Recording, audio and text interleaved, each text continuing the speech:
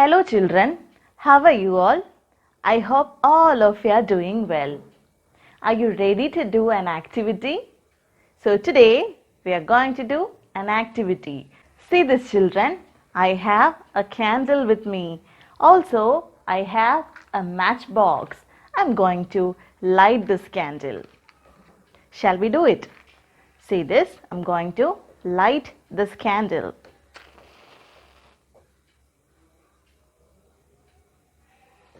Can you see this children? See, now the candle has flame. Now I'm going to blow off this candle. Now we have a flame. I'm going to blow off this. What happened children? Have you seen this? Now the flame went off. So what made the flame went off? Can you tell me?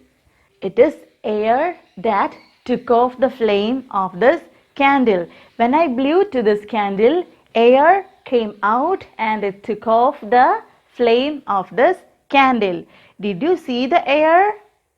No, we cannot see the air, but we can feel it. Air is all around us. We cannot see air, but we can feel it. Did you understand children? So, the movement of air is called wind. So we learned that we cannot see wind, but we can feel it. It is all around us. Did you understand children? Today we are going to learn a poem about wind. The name of our poem is Who Has Seen the Wind? Who has seen the wind? I'll read the poem for you.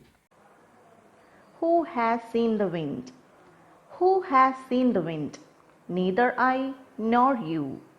But when the leaves hang trembling, the wind is passing through. Who has seen the wind? Neither you nor I. But when the trees bow down their heads, the wind is passing by. Now, I'll explain the poem for you children. The name of our poem is Who Has Seen the Wind? Who has seen the wind? Neither I nor you. But when the leaves hang trembling, the wind is passing through. So the poet is asking us, who has seen the wind? The poet is asking us, who has seen the wind? Neither I nor you. That means, what is the meaning of neither? Neither means not the one or the other of two people. What is the meaning of neither? Not the one or the other of two people. The poet is asking us, who has seen the wind? And she is telling us, neither I nor you. That means, I didn't see the wind, you also didn't see the wind. But when the leaves hang trembling, the wind is passing through. But she is telling that when the leaves hang trembling. What is the meaning of trembling? Trembling means shaking a little. Meaning of trembling is shaking a little. The poet is telling us that I didn't see the wind, you also didn't see the wind. But when the leaves of the tree is shaking, when the leaves of the tree is trembling, trembling means shaking a little. The poet is telling us that when the leaves of the tree is shaking a little, the wind is passing through. The wind is passing through. Passing through means going through a place. Passing through means going through a place. So the poet is telling us that I didn't see the wind, you also didn't see the wind. But when the leaves of the tree is shaking, then we can understand that the wind is passing through. That means the wind is moving through this place. Did you understand children? Now I'll read the first stanza once again. Who has seen the wind? Neither I nor you. But when the leaves hang trembling, the wind is passing through. Now we are going to learn the second stanza of this poem. Who has seen the wind? neither you nor I. But when the trees bow down their heads, the wind is passing by. So again, the poet is asking us, who has seen the wind? Did you see the wind? Neither you nor I. You didn't see the wind. I didn't see the wind. But when the trees bow down their heads, bow down. What is the meaning of bow down? Bow down means move head forwards and downwards. So the poet is telling us that the trees bow down their heads. Bow down means move head forwards and downwards. The poet tells us that the trees bow down their heads. The wind is passing by. Then we can understand that the wind is passing by. Passing by means going past something. Going past something. So the poet is asking us, who has seen the wind? Did you see the wind? You didn't see the wind. I didn't see the wind. But we can understand that wind is passing by when the trees bow down their heads. Did you understand the poem, children? Did you understand? Now I'll read the second stanza once again. Who has seen the wind? Neither you nor I. But when the trees bow down their heads, the wind is passing by. Did you understand the poem? So this poem is written by Christina Rossetti. Now we are going to do the comprehension part. Here is the comprehension part. Circle A or B for the correct answer. So we are going to find out the correct answer from these sentences. Who has seen the wind? Everyone has seen the wind. No one has seen the wind. Can you tell me which is the answer? So we learned that we cannot see the wind. So which is the answer? Everyone has seen the wind or no one has seen the wind. Yes, B is the answer. No one has seen the wind. So we can circle it. This is the right answer. Now see the second one. When the leaves shake, we know the wind is blowing. The wind is blowing. Which is the answer, children? When the leaves shake, we know the wind is blowing. Very good. So we learned that when the leaves trembles, we understand that the wind is blowing. Now see the third one. When the wind passes by, the trees stand straight, bend down. Which is the answer? When the wind passes by, the trees bend down. Yes, we learned it. When the wind passes by, the trees will bend down. So we can circle B. This is the right answer. Now see the last one. The head of a tree means the trunk of the tree, the topmost part of the tree. Which is the answer, children?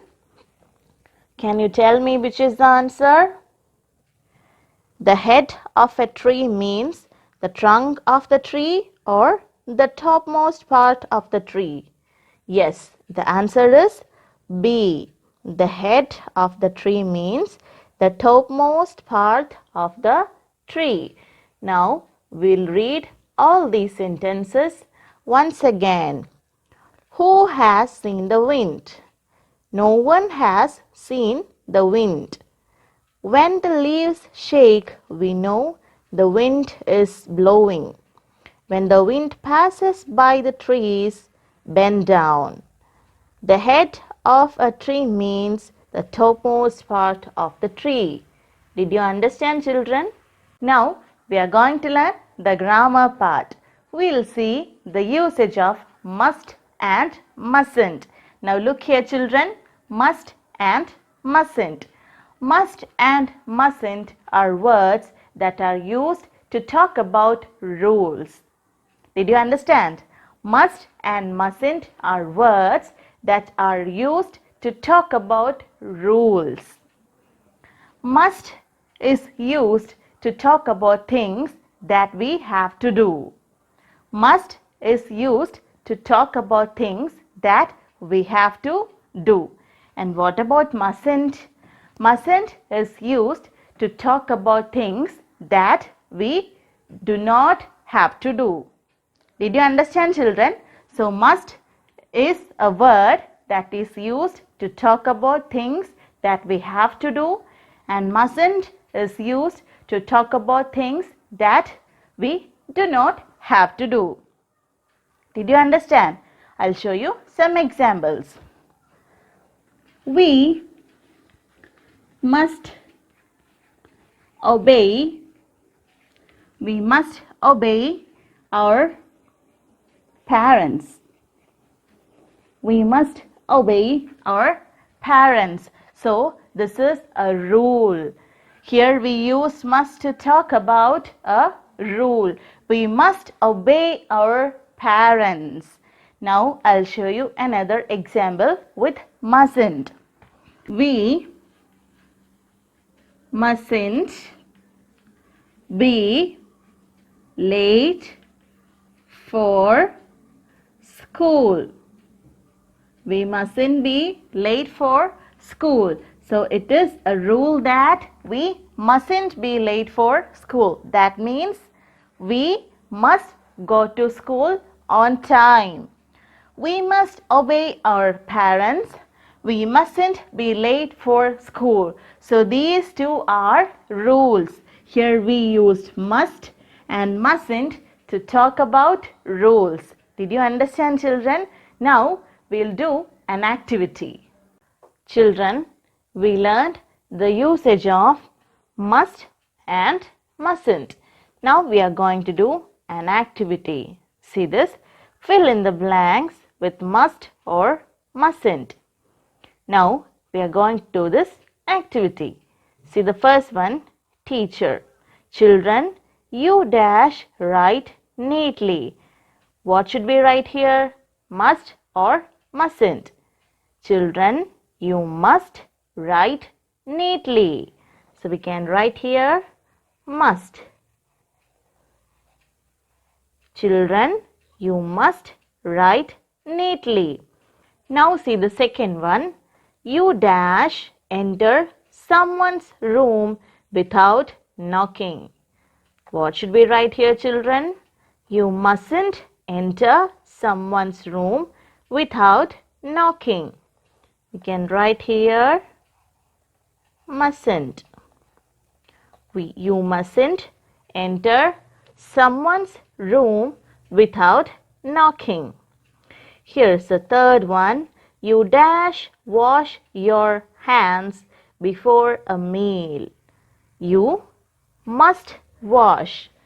So we have to write here, you must wash your hands before a meal. So we'll write here must. You must wash your hands before a meal.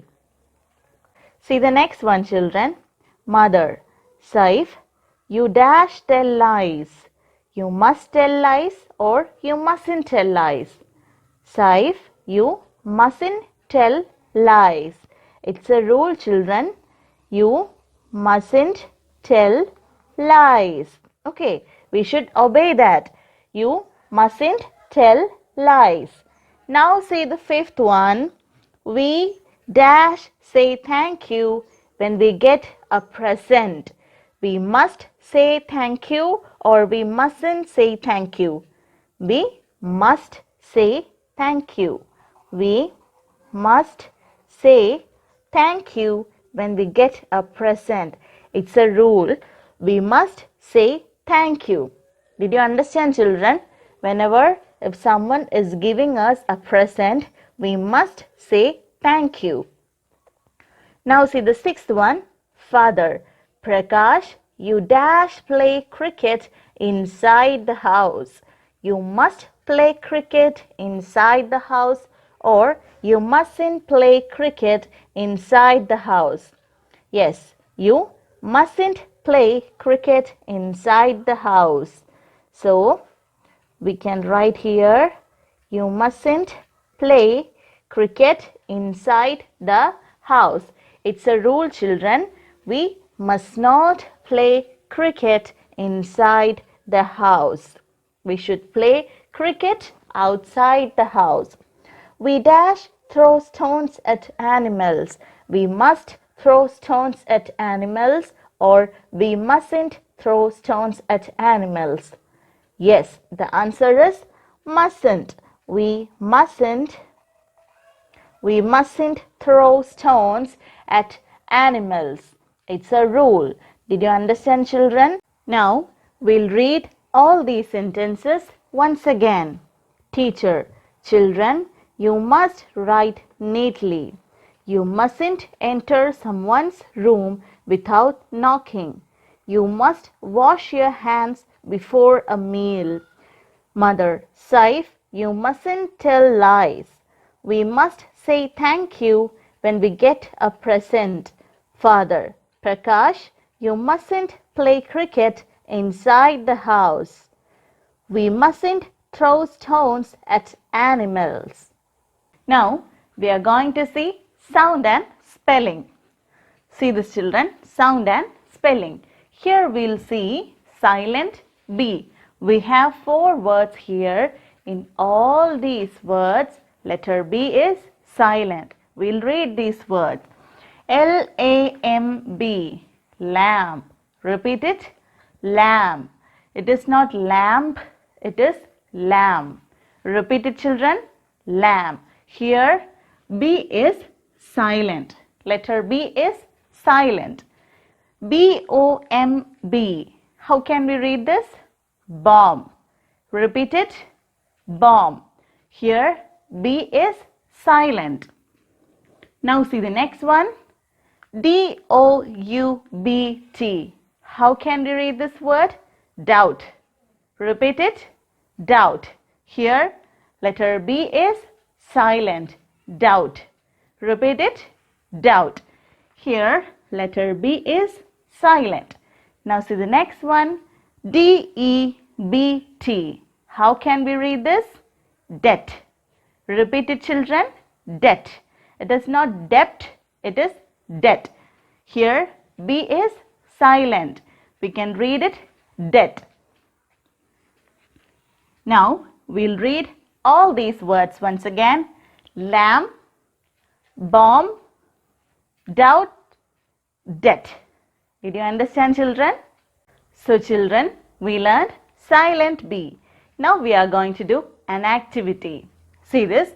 Underline the silent B in the following words. We have some words here. We have to read it out and underline silent B in all these words. Did you understand? Shall we do it? See this? B-O-M-B. We have already learned this. Bomb. B-O-M-B. Bomb. Here, letter B is silent. C-L-I-M-B. Climb. Here, letter B is silent. Climb. Repeat it, children. Climb. C-O-M-B. How can we read this? Comb. Repeat it. Comb. Here, B is silent. L-I-M-B. How can we read this word? Limb. Repeat it. Limb. Here, letter B is silent. Now see the next one. D-U-M-B. How can we read this? Dumb. Repeat it, children. D-U-M-B. Dumb. Here, letter B is silent. Now look here. T-H-U-M-B. How can we read this word? Thumb. T-H-U-M-B. Thumb. Here, letter B is silent. And what about this? N-U-M-B. Numb. Repeat it, children. Numb. It is not numb, It is numb. Here, letter B is silent. And what about the last one? T-O-M-B, Tom. Repeat it. Tom. Here also, letter B is silent. So we'll read all these words once again. Bomb, climb, calm, limb, dumb, thumb, numb, Tom. Did you understand, children? Now we'll see some more examples. Some words need silent B at the end of that word. Now we are going to do this activity. Write B where necessary. We have 4 words here. We'll read out the spelling and find out with which word we need to put B. See the first one, H-U-M, hum. Do we need B here? No. The spelling of hum is H-U-M. We don't need B here. So we can put a cross. Now see the next one, D-U-M dash, dumb. Do we need B here? Yes. D-U-M-B. What is the spelling of dumb? D-U-M-B. But letter B is silent here. We'll pronounce it dumb. Now see the next one, C-O-M dash. Do we need B here? Yes. The spelling of comb is C-O-M-B. But letter B is silent here. Now see the last one, R-I-M dash. Do we need B here? No. The spelling of rim is R-I-M. So we don't need B here. So we can put a cross mark. Now we'll read all these words once again. Hum, dumb, calm, rim. Did you understand, children? Now I'll give you a homework. Children, see page number 52, activity E2. Underline the silent letters in the following words. This is your homework. Now see page number 51. See the writing part. Write 7 sentences about the wind. Use phrases from box 1, box 2 and box 3. Here we have 3 boxes. Using these words and phrases, you have to make 7 sentences about the wind. You should write this in your textbook itself. Now see page number 50. See the vocabulary part. Circle the stranger in the following sets. So, this is your homework and see activity B2. Make adjectives by adding ing to the verbs within brackets. Then, write the adjectives in the blanks. So, you have some words in the brackets. Use these words and add ing to these words so that you can make adjectives. Then write it in the blanks given. Did you understand, children? So you have 4 homeworks. Once you do all these homeworks, take a photograph and upload it in school WhatsApp group. See you in next class. Thank you, children.